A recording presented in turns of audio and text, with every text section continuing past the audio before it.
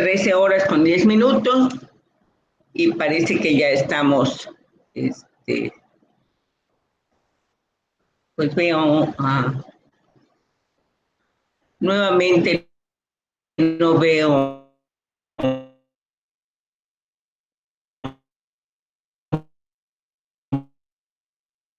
saber, por favor, que necesitamos de su presencia porque estoy ya evaluando las asistencias.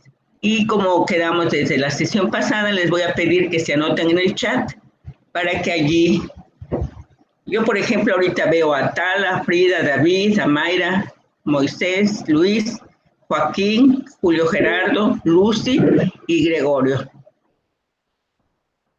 que les he dado el acceso, pero necesito que se anoten en el chat para que yo haga una copia de eso y lo guarde en mi lista de asistencias. Muy bien, pues vamos a dar inicio a la sesión de hoy.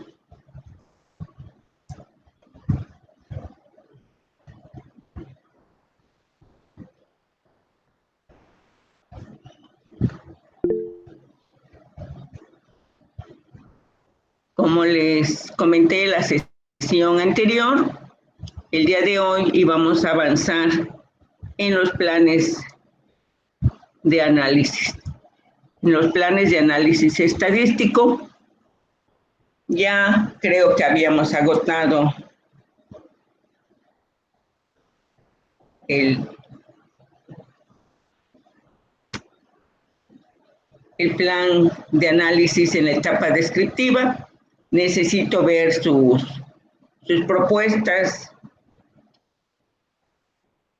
para valorar si efectivamente ya lograron el dominio cognitivo que necesitamos o hay que trabajar un poco más. Pues les recuerdo, estamos en el taller de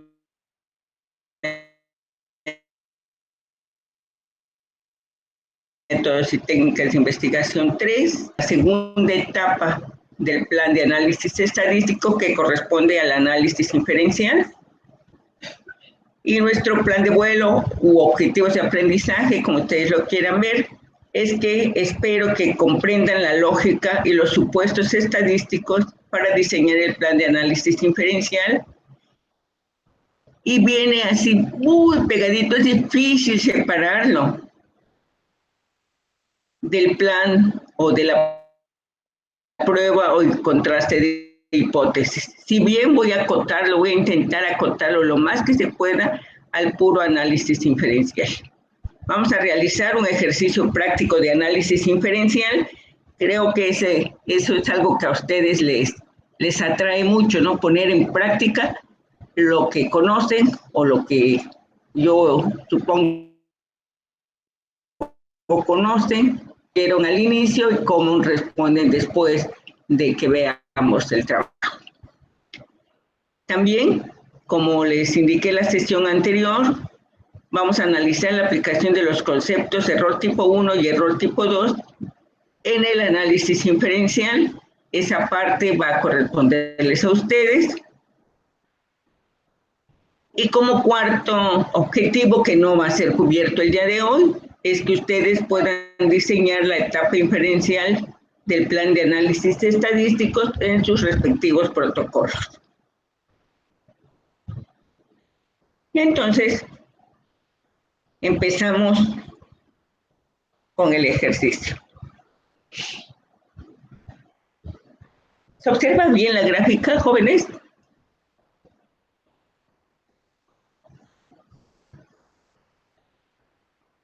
Sí, ¿verdad? Sí, se ve clarita, muy bien.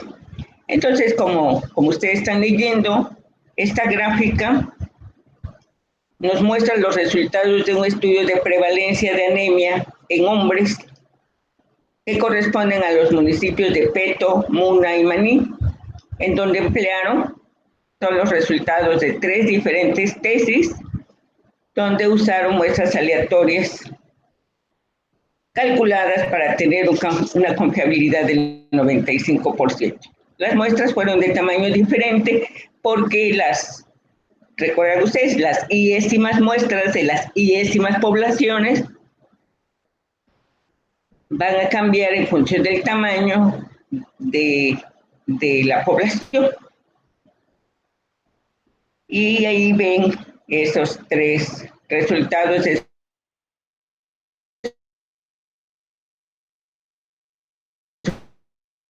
los tres municipios y también ven un resultado estatal. Yo les voy a pedir que describan brevemente el comportamiento del estimador que está representado en la gráfica, y en su descripción deben responder primero cuál es el estimador en estudio, si en algún municipio el comportamiento del estimador es semejante al estatal, y la palabra es se ajusta, y escriban por qué creen que se ajusta, y en cuál municipio pueden pensar de significancia, sin tener el valor de P. Les pido también que fundamente su respuesta y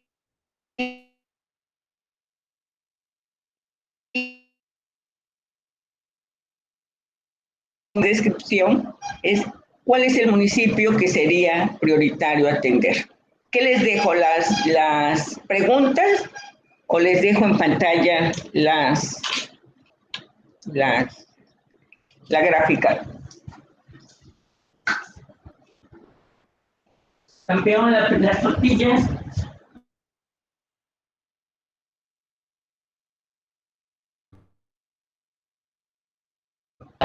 ¿Puede volver a poner la gráfica, por favor? Claro. Gracias.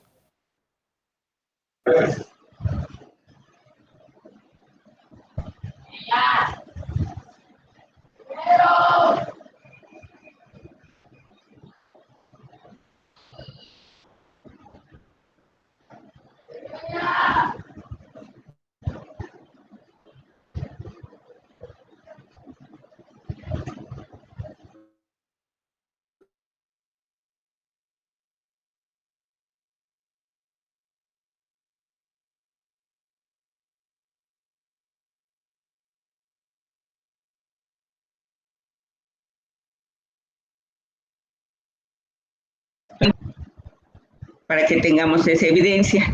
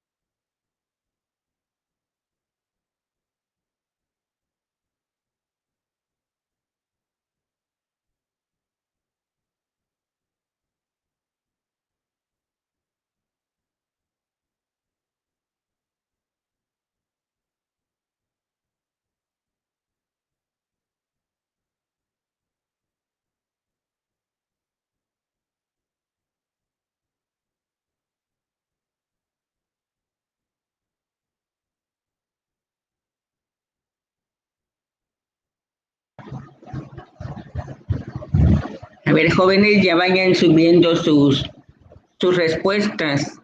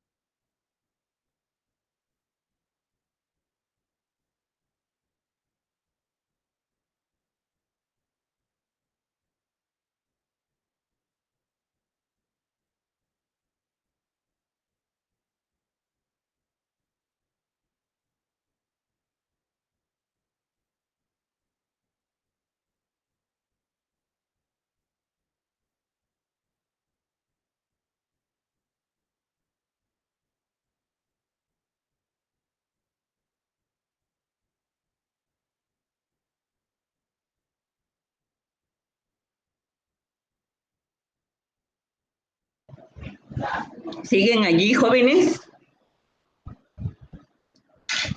Ya peguen lo que hayan escrito, no importa mucho, poco, algo magistral o balbuceos, pero ya hay que pegarlo para que sigamos con la sesión. Nuestro equipo ya lo pegó, doctora. ¿Ah, sí? No lo veo. Ah, ya veo.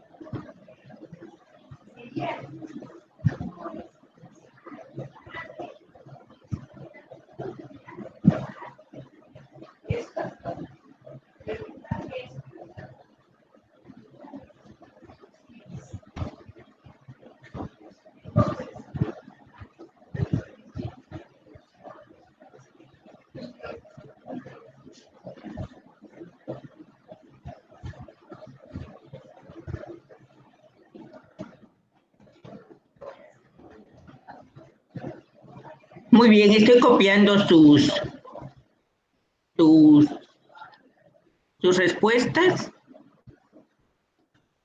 para que las analicemos.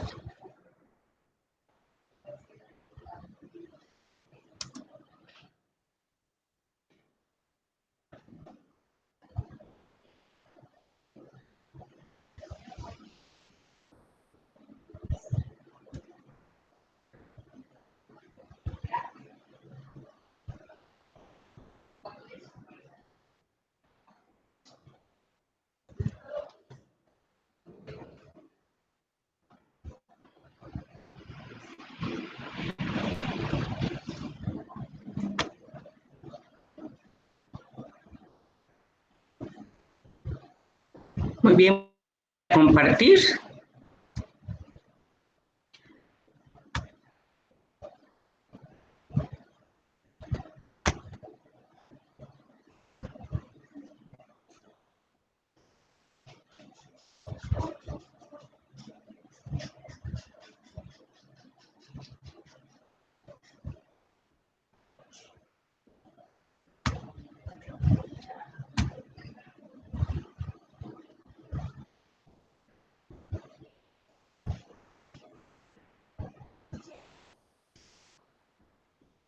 Muy bien, pues ya tenemos las respuestas de los 3 equipos.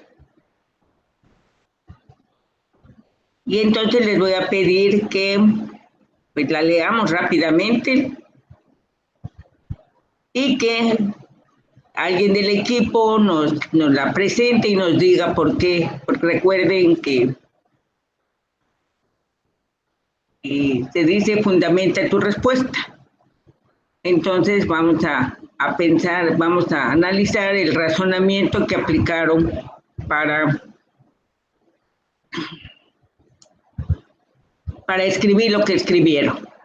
Es muy interesante las respuestas, por cierto. Muy bien, ¿quién quiere empezar? Empezamos como fueron entregando con el equipo de Moisés.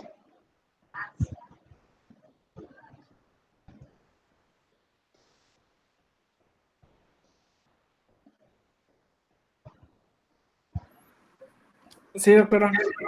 Adelante. Bueno, en nuestro caso analizamos la gráfica y comparamos el porcentaje de la población con anemia. En este caso tomamos el estimador, es la media poblacional estatal, que en este caso se encuentra en 15,0.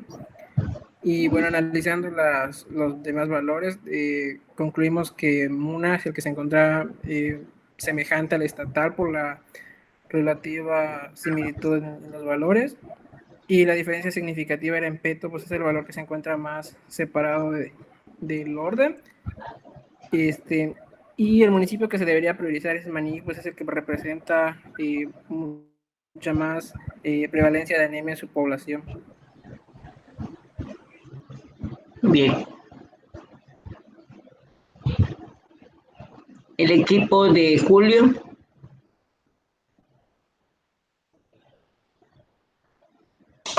Bueno, pues nosotros pusimos que el estimador del estudio, bueno, no sé si sería, es la prevalencia. O sea, según yo, como es un estudio, pues la variable es cualitativa, pues es una proporción.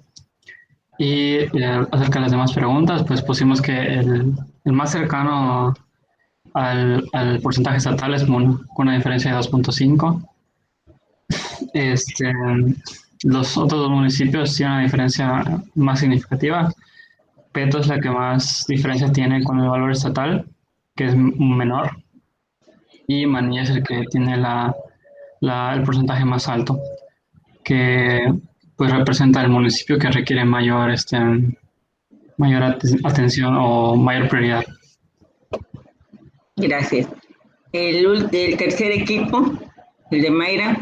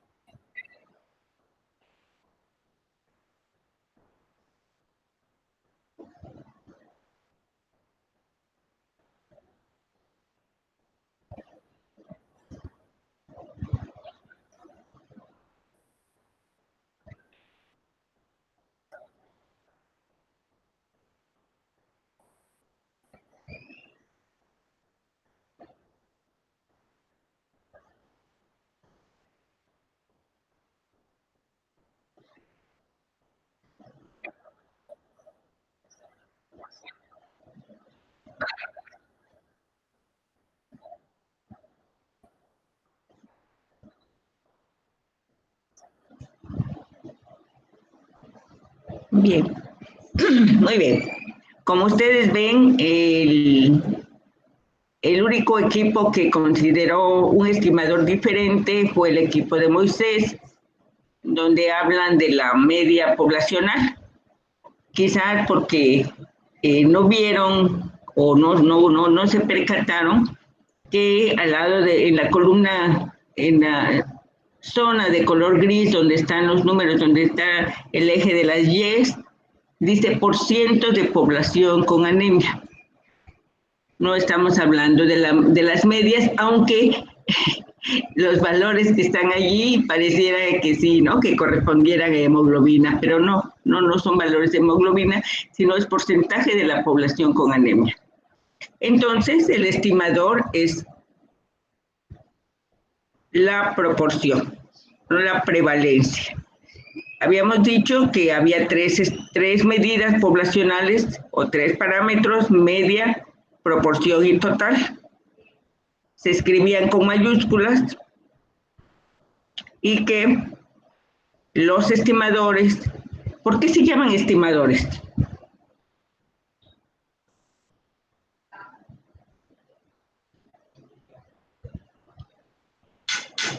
¿O por qué se llaman estimador?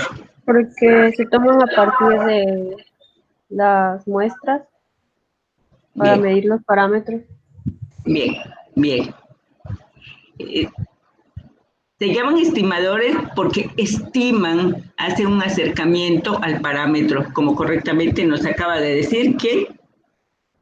Porque no les veo, no veo Frida. ahorita quién. Frida, como Frida nos acaba de decir. ¿Y anteriormente quién respondió?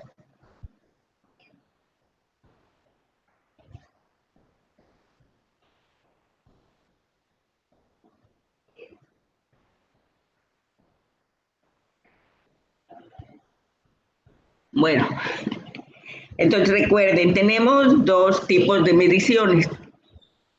Los parámetros que provienen de las poblaciones, son medidas poblacionales, se obtienen a través de los censos o los registros más generalizados, ¿no? Más amplios. Y los estimadores, que son mediciones que vienen de una muestra y que pretenden acercarnos al valor del parámetro. Habíamos dicho que los valores puntuales no nos dicen mucho, sino que debemos establecer o bien su dispersión, y para el caso se construyeron los intervalos de confianza, que es un concepto que ya revisamos con ustedes. Entonces, es cierto, son los estimadores. ¿Y cuál sería el parámetro en esta gráfica? O supuestamente, ¿cuál sería el parámetro? La prevalencia. No. El parámetro sería el valor estatal. Piensen que Peto, Muna y Maní proporcionaron 3/10 muestras para acercarnos al valor estatal. El valor estatal se asume que es el que nos identifica a toda la población de Yucatán. Entonces, ahí el parámetro sería lo que está anotado como valor estatal. No dice cómo se obtuvo, pero sí nos dicen que en Peto, Muna y Maní emplearon muestras aleatorias. Ese es un punto. Luego, hablaban ustedes o se les solicitaba el elemento de diferencia significativa. Y de manera intuitiva, viéndolo, o a lo mejor no intuitiva, sino aplicando lo que saben sobre intervalos de confianza, correctamente identificaron a Peto, que tiene una diferencia significativa porque, bueno, tiene una diferencia significativa contra Maní, y contra el valor estatal. Aunque vemos allí que hay su límite superior del intervalo, se traslapa un poquito con el estatal.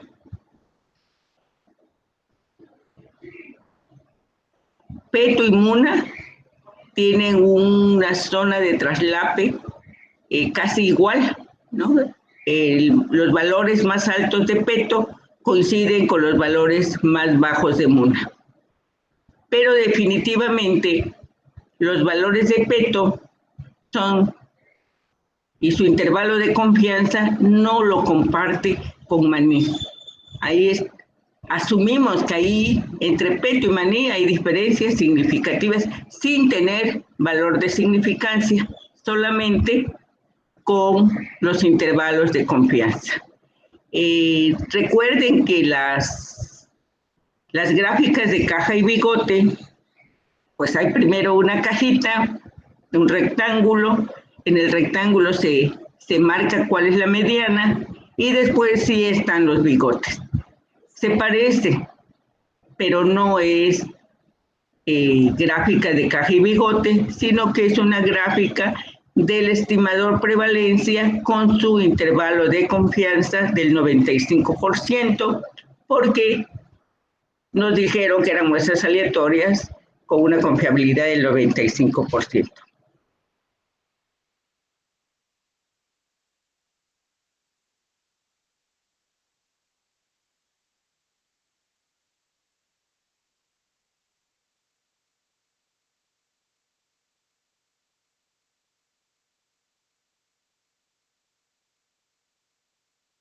No, es porque la nula es, en este caso, cierta, que pasa lo contrario con la nula, o sea, es con el rechazo y el no rechazo, son como que complementarios, pero si nos vamos a la otra tabla, pues ya se aplica como que a un ensayo, entonces ya están inmersos otros factores del contexto. En este caso veo que en esta tabla se habla sobre tratamientos para ver cómo da el resultado, pero pues no sé si usted tiene algo, pues no sé, más claro, porque no se me ocurre algo. Sí, porque, híjoles,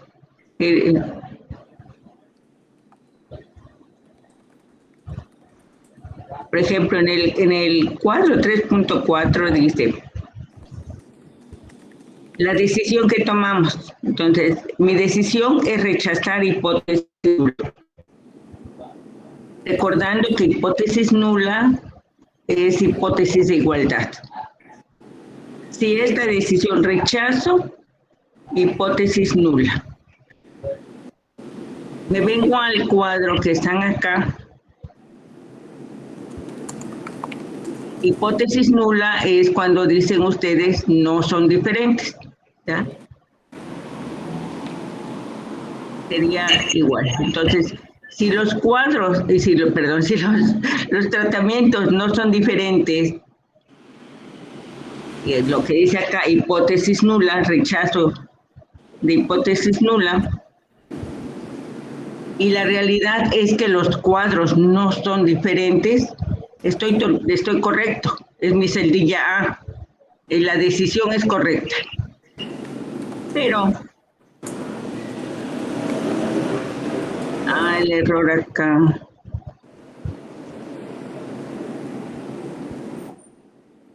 Es que bueno. Sí, está un poco raro, ¿no? pero acá sí. La saqué del libro de epidemiología que llevamos, que era el Gordis, me parece. El Gordi, sí, ya me imagino. Gordi tiene errores. Sí. Bueno, creo que sí, porque son contradictorias. Fíjense bien, bajo esa visión, ¿no? De que no son diferentes, que es igual. Y si rechazo que son iguales, es que son diferentes. La columna donde dice los tratamientos son diferentes. Y si no rechazo, Matriz invertida. Muy bien. Muy bien. Y entonces voy a dejarlo, lo tengo que revisar bien y componerlo, porque también las letras tan pequeñitas, ya me puse mis lentes y me acerqué lo más que pude, pero no alcanzo a verlo. ¿Para qué nos sirve el error tipo 1 y el error tipo 2 en el análisis diferencial? Entonces, la hipótesis la vamos a anotar. Después dice, la hipótesis que subyace, decíamos, es que el estimador contiene al parámetro. Lo que estamos diciendo que ocurre en la muestra está ocurriendo en la población. Y si nos equivocamos y rechazamos hipótesis nula, cuando hipótesis nula es esa precisamente. Lo que ocurre en la muestra es igual a lo que ocurre en la población. Allí deseamos rechazar hipótesis nula o deseamos no rechazarla.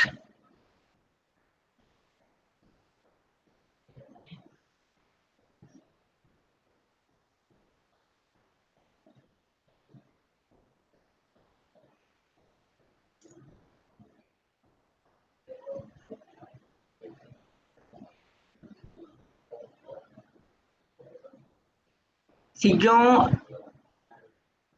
realizo una encuesta, o sea, obtengo datos de una muestra, a partir de una muestra, para que pueda decir que lo que ocurre en mi muestra es lo que ocurre en la población, ¿qué es lo que en el fondo espero? ¿Rechazar hipótesis nula o no rechazar hipótesis nula?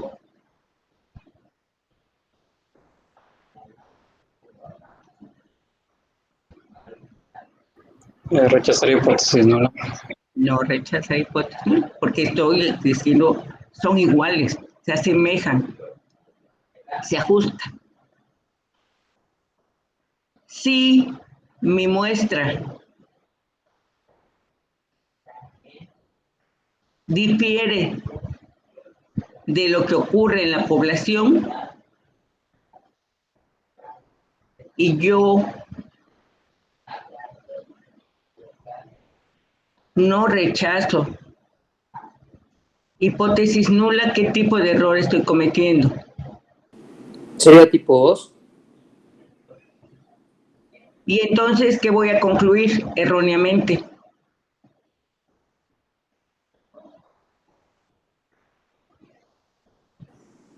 Que la hipótesis nula sería verdadera.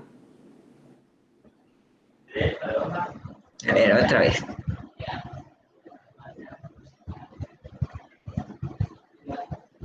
Hago mi muestra, obtengo mi estimador y digo que ese estimador refleja lo que está ocurriendo en la población. O sea, corresponde a mi hipótesis nula. Lo que ocurre en la muestra es igual a lo que ocurre en la población. Si no rechazo hipótesis nula, porque yo preguntaba, ¿qué es lo que deseamos? Pues no rechazar hipótesis nula. De acuerdo, no rechazo hipótesis nula y concluyo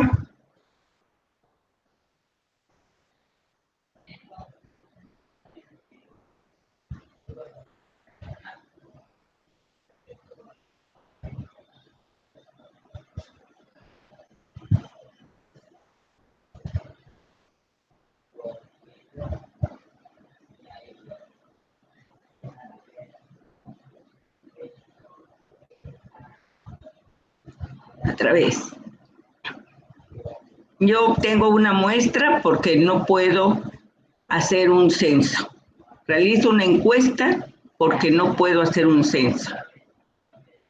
Mi muestra la hago de tal forma aleatoria y calculo un tamaño de muestra que me dé una confiabilidad del 95% para inferir que lo que ocurre en la muestra ocurre en el universo.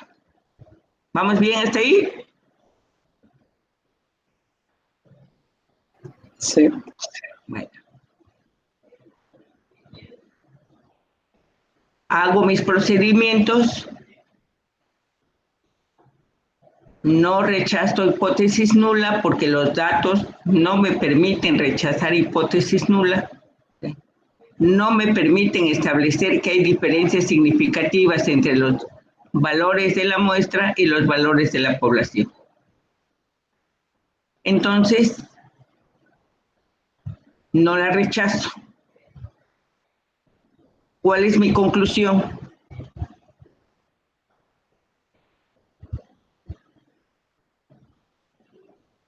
Que la muestra se ajusta al parámetro. Justo, bien. Y quedó en la casilla donde dicen ustedes, en la primera casilla A, donde dice rechacé correctamente. No cometí errores. ¿Estamos bien? Sí. Bien. Pero si mi muestra, al realizar la prueba, me lleva a rechazar hipótesis nula, ¿cuál es mi conclusión? De que la alternativa es verdadera.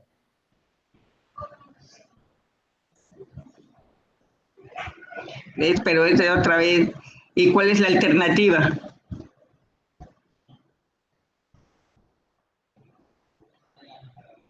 Que mi muestra sí tiene diferencia significativa con respecto al parámetro. Sí, podría ser tan amplia como esta, ¿no? Pero recuerden que si mi hipótesis nula es de igualdad, las alternas, no tengo una alterna, tengo varias alternas. Una que sea mayor que, o bien la segunda hipótesis alterna que sea menor que. Y la tercera, que acabas de señalar, que sea diferente. No sé en qué sentido es diferente, pero es diferente. Entonces, ¿cuál hipótesis alterna es la correcta?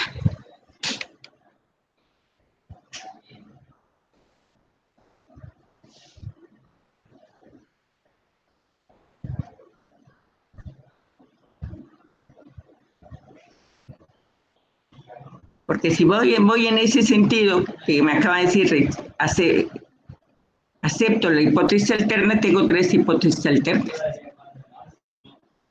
Y si rechacé erróneamente hipótesis nula y estoy aceptando una de ellas, estoy cometiendo un error tipo 2, pero estoy haciendo una inferencia equivocada, pero no sé ni cuál, ¿no? No sé si logro explicarme.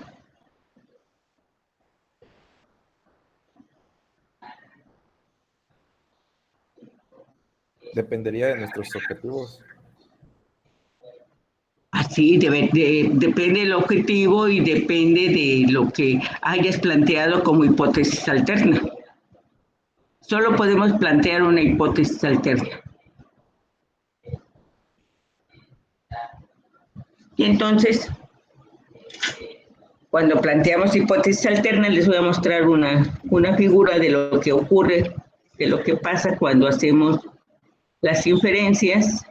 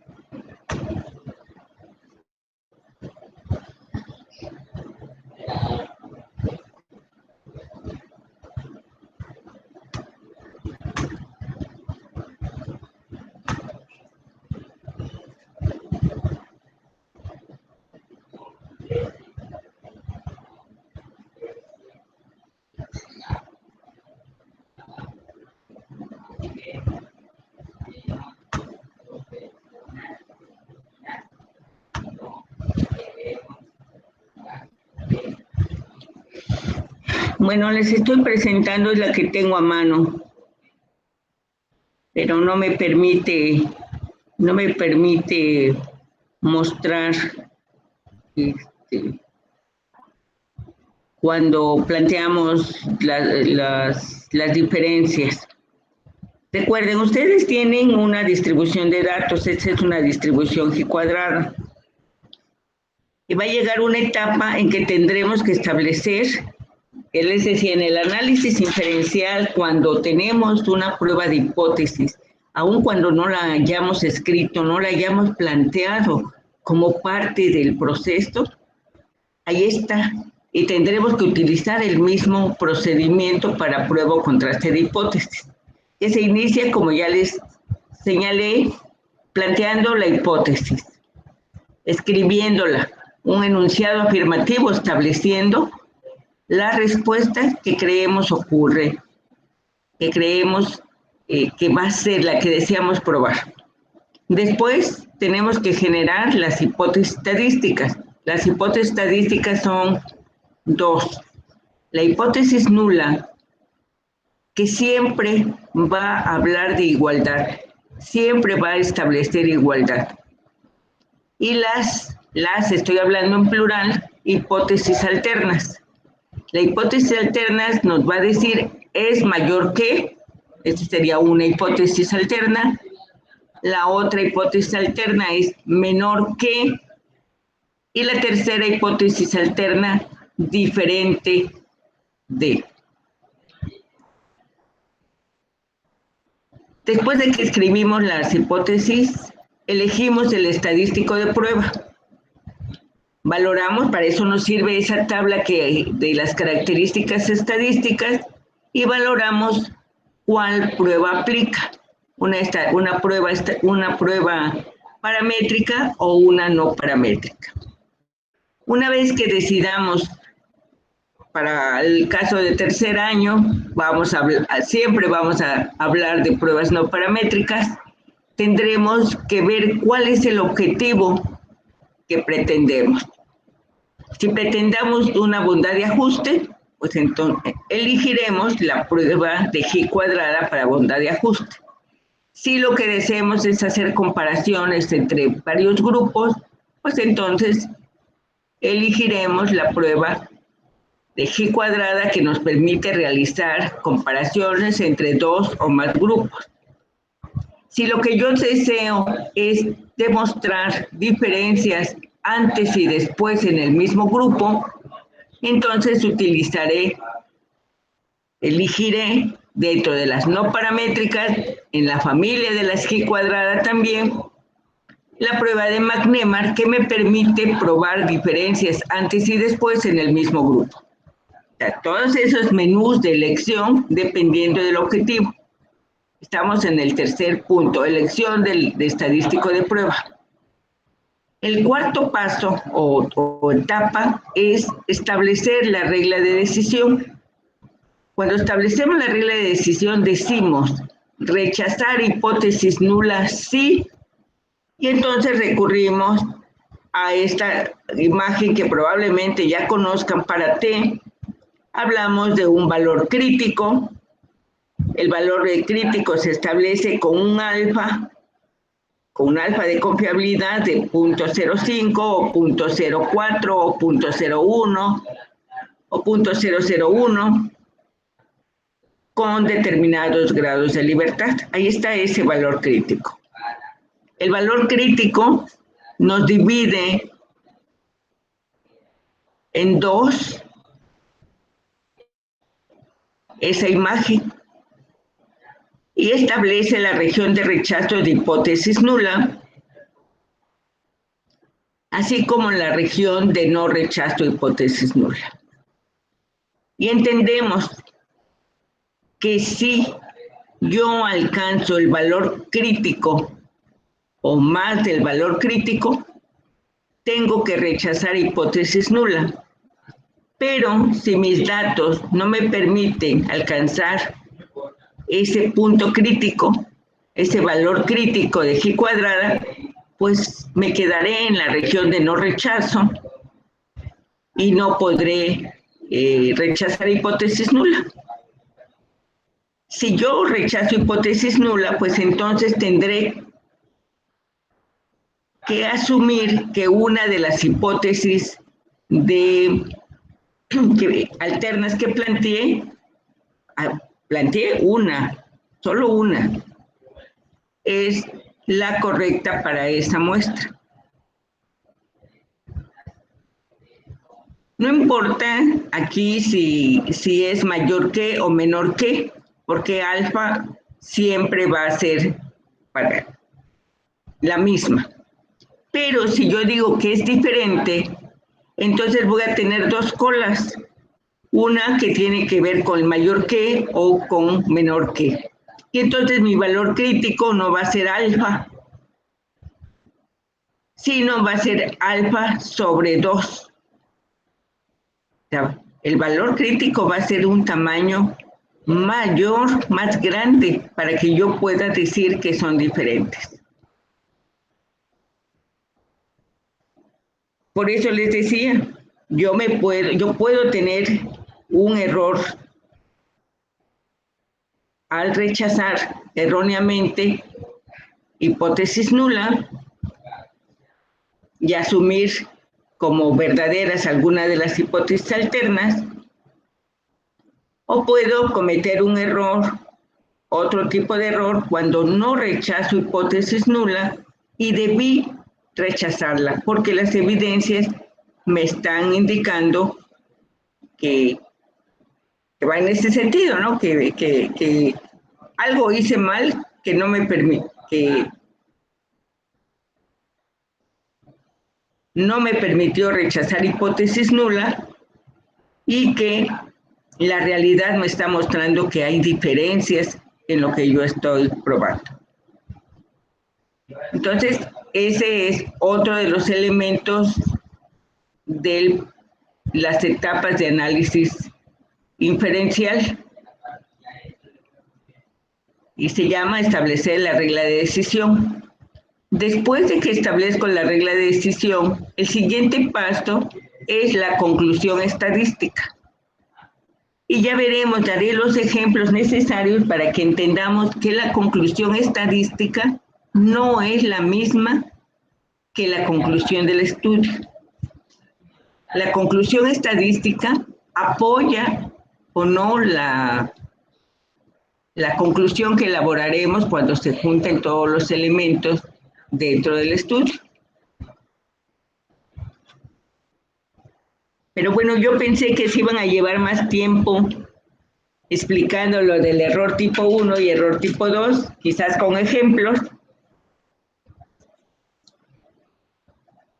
Y programé la sesión solamente para que abordáramos este asunto del análisis inferencial a este nivel.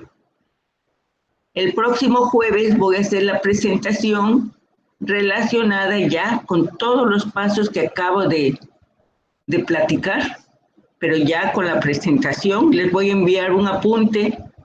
Por favor, si se me olvida, que alguien me recuerde, no ha enviado el apunte, para que le den una lectura y sepan cuáles son los elementos que vamos a trabajar la próxima sesión. Y si quieren, yo sé que a algunos de ustedes les gusta este asunto, pues lo ahondarán y podremos tener un proceso más participativo de parte de ustedes. Me canso de oírme a mí misma.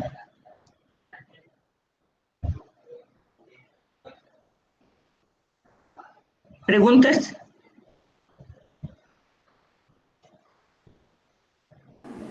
No, doctor. No por el momento. Sí, yo sé cuando es parece muy complejo, pero realmente no lo es tanto. Muy bien, jóvenes, pues espero que los otros dos equipos también hayan preparado su tema. ¿Lo hicieron? Ahí me lo escriben en el chat o en mi correo si lo hicieron, así con un ejercicio de honestidad. O no lo hicieron. Ya hay otras oportunidades para que lo vean. Nos vemos el jueves, jóvenes. Hasta el jueves, doctora. Solo otro. Hasta luego. Hasta luego. Muy bien, Lucy, hasta luego.